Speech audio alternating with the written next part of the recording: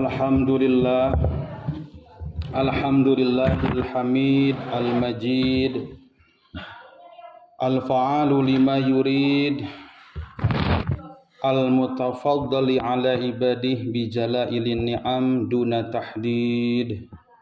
Nahmaduh subhanahu ala ma manahana min atayah wa wafaqana litamassuki bihadi nabih wa sajayah wa nashhadu an la ilaha illallahul mutafarridu fi jalalih wal mutajalli ala ibadih bi jamalih wa nashhadu anna sayyidana Muhammadan abduhu wa rasuluhu wa safiyuh min khalqihi wa khaliluh arsalahu rahmatan lil alamin.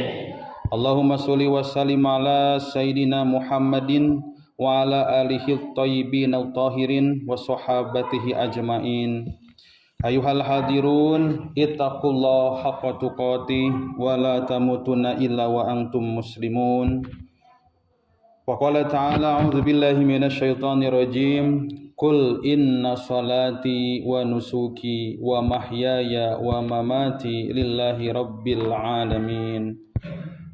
Hadirin sidang Jumat rahimakumullah, sumangga urang sami-sami ningkatkeun deui iman Islam takwa ka Allah Subhanahu wa taala.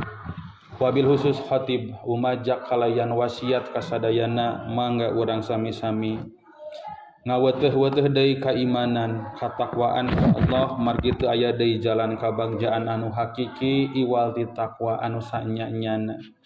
Ku cara urang ngalaksanakeun sakamampuan urang bari terus diusahakeun sangkan mampu ngalaksanakeun kaparduan pasunahan oge kebajikan anu sanesna sangkan diri urang jadi jalema anu rarebu ku amal soleh sangkan menang kabagjaan dunia rawa akhirat. Hadirin kaum muslimin rahimakumullah, urang sadayana hirup di tengah gelombang kamaksiatan. Urang sadayana hirup di tengah-tengah zaman anu pinuh ku ancaman ngagalencangna kaimanan tina batin umat Islam. Sabab kurang teu bisa dinapikeun budaya-budaya jahiliyah masih keneh aya dina kahirupan urang. Budaya-budaya barat, budaya-budaya jalmi-jalmi anu teu wauh ka Allah, anu masih keneh pagiling gisik sareng kahirupan urang. Oge ancaman-ancaman tinu sanesna tina sababaraha kondisi. Kadang kamiskinan, kapakiran ieu teh ngancam kana kaimanan.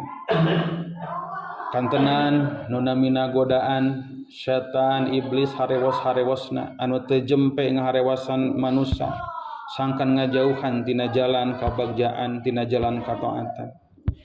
Antukna loba pola-pola kahirupan jalema anu geus mulai ngajauh tina agama Allah Subhanahu wa taala.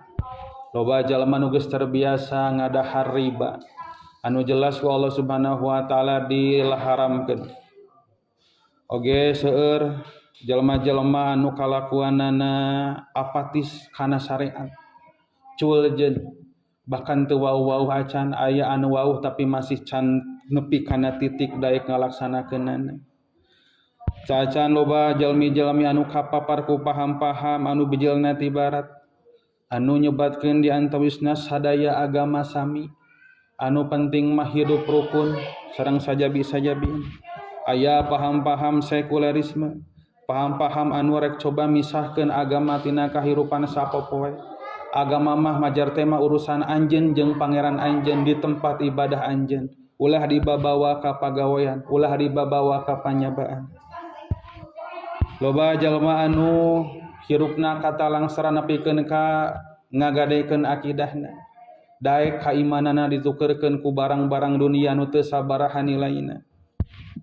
Tacan ancaman-ancaman anu bijilna ti jero urang harewos setan iblis. Diharewoskeun sifat iri, sifat dengki, sifat males, hararese kana ibadah jeung sajaba-sajabaan. Hadirin kaum muslimin rahimakumullah, intina hirup urang sadayana moal leupas tina eta gogoda.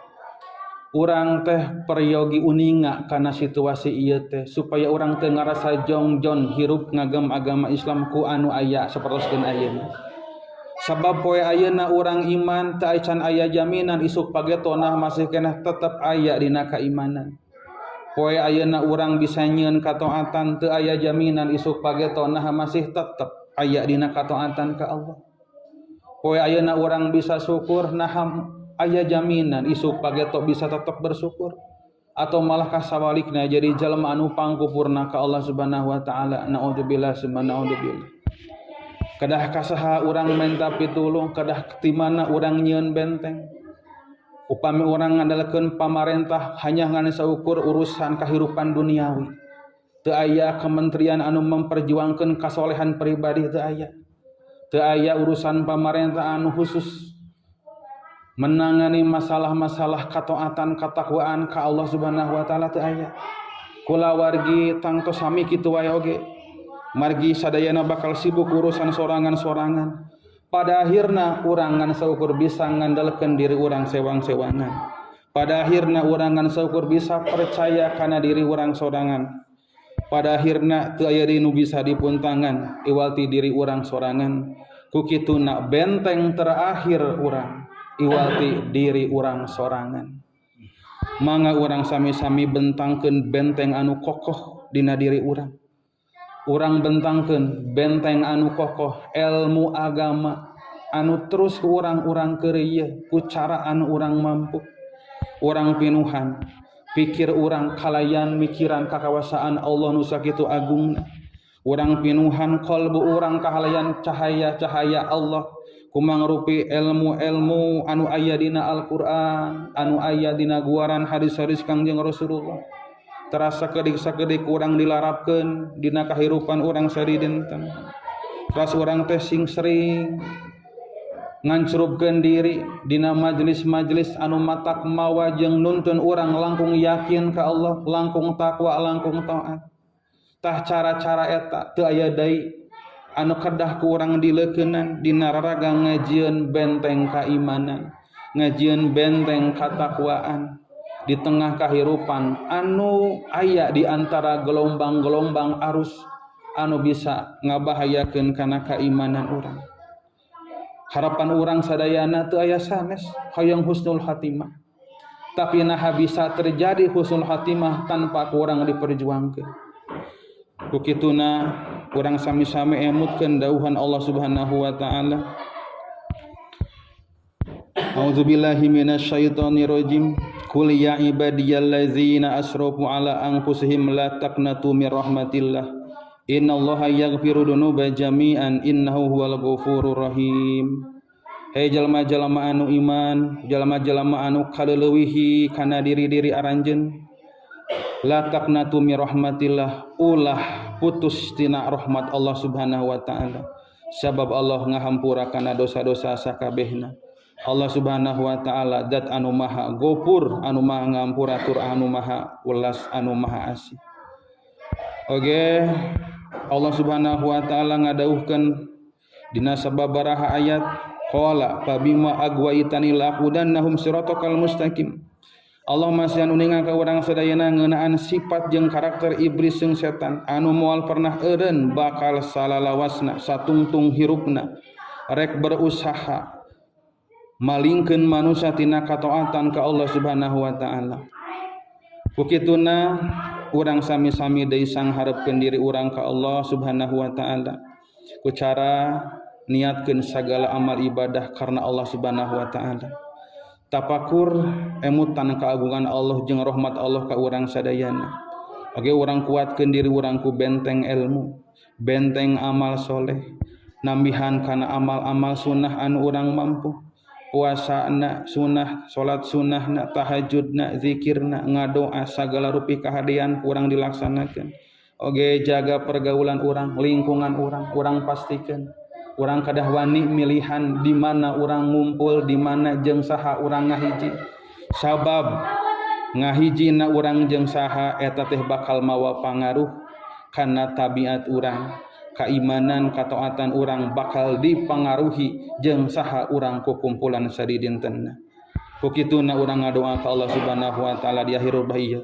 Mudah-mudahan sagala rupi naon nu urang diperjuangkeun dina raraga ngadamel kataatan katakuan sing metukan kana naon anu ku Allah disuwunkeun ti urang sadayana sebagai hambana sangkan urang sadayana aya dina keimanan katakwaan kalayan husnul khatimah amin ya Allah ya rabbal alamin. Barakallahu li wa lakum fil Qur'anil adim wa nafa'ana wa iyyakum bima fi minal ayati wa dzikril hakim wa taqabbala minni wa minkum tilawatah innahu huwas samiul alim. Allahumma shalli ala sayyidina Muhammad wa ala ali sayyidina Muhammad.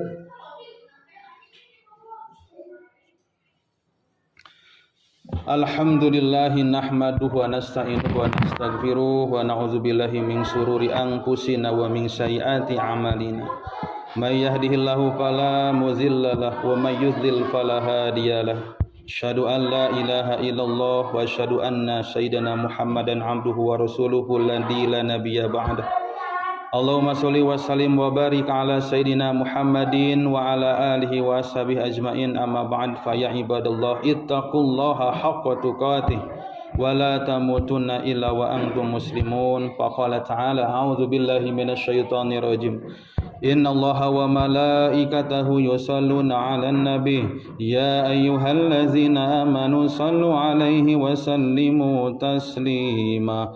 Allahumma shalli 'ala sayyidina Muhammad. Allahumma shalli 'ala sayyidina Muhammad. Allahumma shalli 'ala sayyidina Muhammadin wa 'ala alihi wa sahbihi wa sallim wa barik amin ya Allah ya rabbal alamin. Allahumma ighfir lil muslimina wal muslimat wal mu'minina wal mu'minat al-ahya'i minhum wal amwat innaka qaribun mujibud da'awat wa qadiyal hajat bi rahmatika ya arhamar rahimin. Allahumma anfa'na al-bala wal waba wal afati wal fitani ma la yakshifu ghairuh min biladina Indonesia khassah wa min sairil buldanil muslimin amma. Rabbana atina fid dunya hasanah wa fil akhirati hasanah wa qina azabannar. Subhana rabbika rabbil izzati amma yasifun wa salamun alal mursalin walhamdulillahi rabbil alamin. Ibadallah innallaha ya'muru bil 'adli wal ihsan wa ita'i dzil qurba wa yanha 'anil fahsya'i wal munkar wal baghi ya'idzukum la'allakum tadhakkarun wa la dzikrullahi akbar.